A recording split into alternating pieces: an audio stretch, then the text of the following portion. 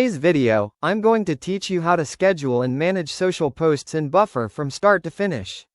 First, open Buffer. When it loads, you'll land on the Publish dashboard, which is your home base for drafting, scheduling, and tracking posts. If this is your first time here, start by connecting your social media accounts so you can publish directly from Buffer. Look for the option labeled More Channels and click the plus sign. From there, choose the platforms you want to add. Popular options include TikTok, Instagram, Facebook, and YouTube. Follow the prompts to connect each one. Take a moment to confirm you're adding the right pages or profiles, and allow the necessary permissions so Buffer can post on your behalf. Once your channels are connected, you're ready to create your first post. Click New Post. At the top, select the channels you want this content to go to. Now build your post. Add a clear, engaging caption that fits each platform's tone. Drop in your images or videos, and include relevant hashtags to improve reach. Keep your visuals sized appropriately for the platforms you've selected, and consider editing the caption slightly per channel to match best practices without changing your core message.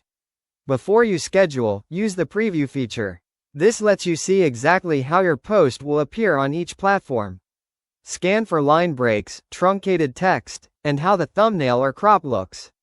Make quick tweaks here so everything feels polished and on brand. When you're happy with it, click Schedule Post. Pick the date and time you want it to go live. Planning ahead is key, so think about your audience's time zone and when they're most active. After scheduling, switch to the calendar view.